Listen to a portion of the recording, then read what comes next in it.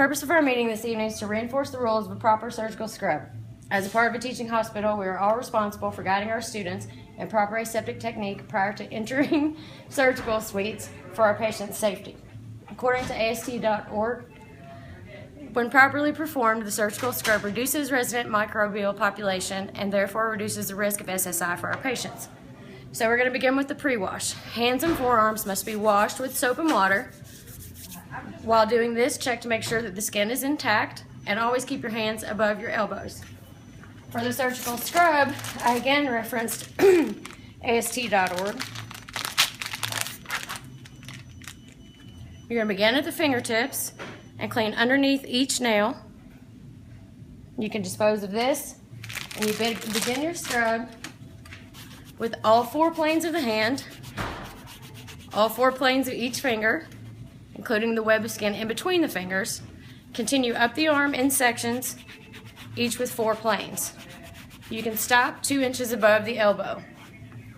You can continue on to the other side. Never return to an area that has already been surgically cleaned, and if you touch a non-sterile item at any point during the scrub must start over.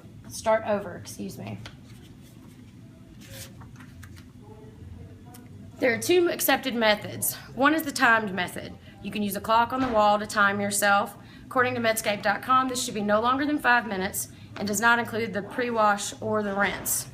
The second method is the brushstroke method, and according to BrooksidePress.org, this should include the following. Begin at the fingertips for 30 strokes. The 4 planes of the fingers, 20 strokes each. The planes of the hand, 20 strokes each. The arm is divided into 3-inch sections, each with 4 planes, 20 strokes each. The rinse begins at the fingertips and continues up the forearm and out of the water source. It is not acceptable for the arm to go back through the water source in the reverse motion. It is very common to touch a non-sterile item during the rinse. If this occurs, the surgical scrub must start over. Upon completion of the surgical scrub, you can begin the drying process. Be careful not to drip onto your sterile field. Grab a sterile towel from the folded corner and allow it to fall open. You begin at the fingertips and dab in a circular motion. Be careful not to let the towel touch your scrubs. When you proceed to the other arm, you must use the dry, unused portion of the towel.